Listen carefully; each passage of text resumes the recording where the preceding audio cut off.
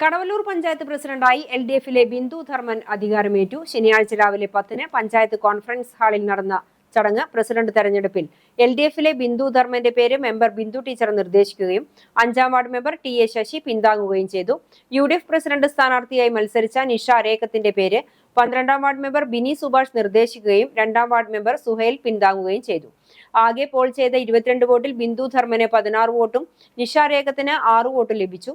ഇതോടെ 16 വോട്ട് ലഭിച്ച ബിന്ദു ധർമ്മൻ പ്രസിഡന്റായി തെരഞ്ഞെടുത്തതായി മുഖ്യവരണാധികാരി APGG പ്രഖ്യാപിച്ചു. തുടർന്ന് സത്യപ്രതിജ്ഞ ചെയ്തു. 20-ാം വാർഡ് വില്ലന്നൂരിൽ നിന്നും ബിന്ദു വിജയിച്ചത്. പ്രസിഡന്റായി തെരഞ്ഞെടുത്ത ബിന്ദു ധർമ്മനെ ആദ്യം പഞ്ചായത്ത് സെക്രട്ടറി KR രേഖ പൂച്ചെണ്ട് നൽകി അഭിനന്ദിച്ചു. തുടർന്ന് നേതാക്കളും പഞ്ചായത്ത് ഉദ്യോഗസ്ഥരും കുടുംബശ്രീ ആശാവർക്കർമാർ തൊഴിലുറപ്പ് തൊഴിലാളികൾ എന്നിവർ പൊന്നാടണിയിച്ചും പൂച്ചെണ്ടുകൾ നൽകിയും അഭിനന്ദിച്ചു.